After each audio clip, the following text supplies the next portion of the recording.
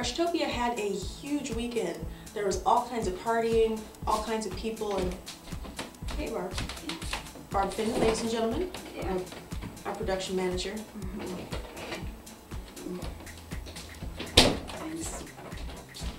So as you can see, we're all pretty tuckered out. There's a lot of people, there's a lot of great food, and the mushrooms just flew off the plates. I could have made, maybe twice as much. They were rather well received, if I do say so myself. And we had a lot of other wonderful food in addition to those mushrooms. Some of the other wonderful things that we enjoyed were a dip made with sun-dried tomatoes and red bell peppers that we served with some flax crackers with cracked black pepper. Also, there was a wonderful cream tart with fresh nectarines, a fresh carrot birthday cake for the birthday girl, our good friend Kate, a lovely chocolate tart, and some of our fabulous creamy garden dill dip, which we served with fresh celery. And that was so wonderful. It all got eaten, and we've got some crackers and some cut up vegetables left, so we're going to make a little bit more to enjoy them with.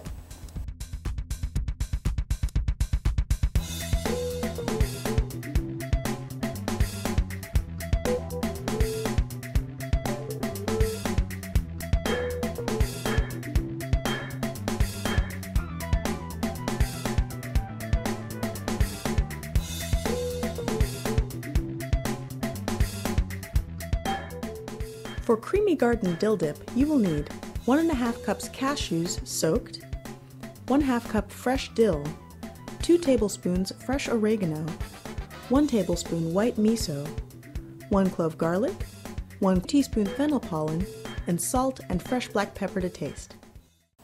This is so much more than your average dill dip. It has all these wonderful, kind of interesting and complex flavors in a symphony of taste sensation.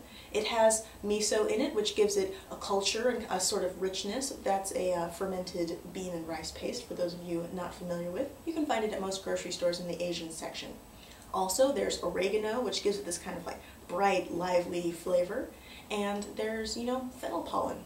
You may not have encountered it before, but it's a wonderful, wonderful spice. It has all the characteristics of fennel, but this kind of wonderful floral quality that's just absolutely delightful. If you have a hard time finding fennel pollen, feel free to substitute fennel seeds. Just crush them up and put them in there as you would your fennel pollen. This is my favorite sort of recipe, the embarrassingly easy kind.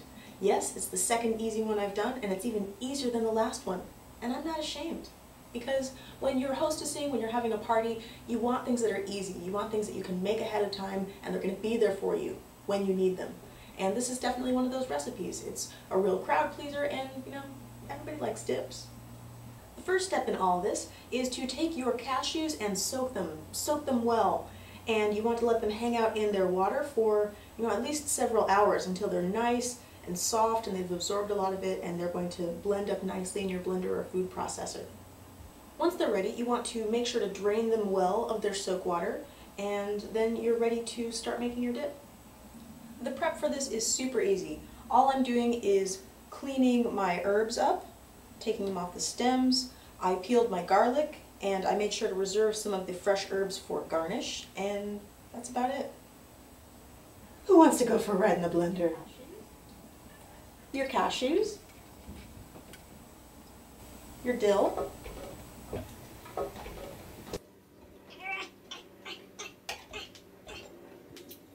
oregano, miso, your garlic, your precious, precious fennel pollen, olive oil, sea salt, and your fresh ground black pepper. Now it's time to blend it until it's as smooth as something really smooth.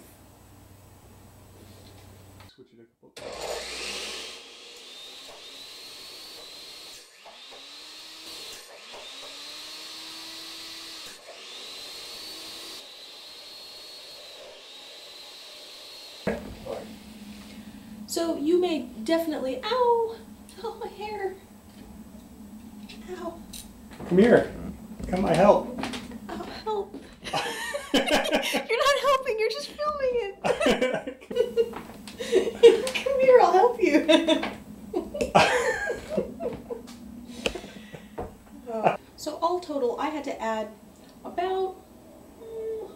1/4 of a cup and a tablespoon or two of filtered water to this to get it to my desired consistency, which you can see right here.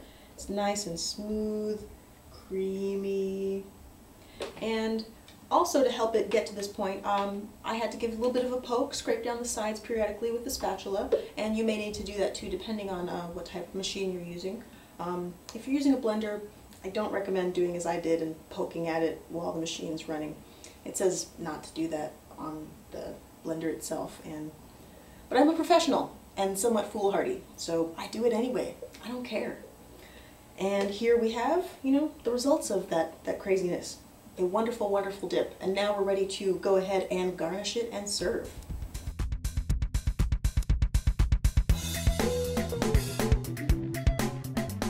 Here we have our dip all garnished up on its plate with some of the flax crackers from last night. They're crushed black pepper crackers, super excellent, and some cut up bell peppers. I think that dips are a healthy and important thing to add to your diet for this reason. They make vegetables sexy again. You know that you need to eat cut up fresh fruits and vegetables, but sometimes you're just not into it. But dips can kind of dress them up a little bit and make them appealing again. And that's why I think dips should be included in your diet, especially fresh, wonderful ones like this that are full of, herby goodness and all natural. So I hope that you try it and enjoy it. Enjoy the dip, enjoy some shots from the party, and I'm gonna go take a nap.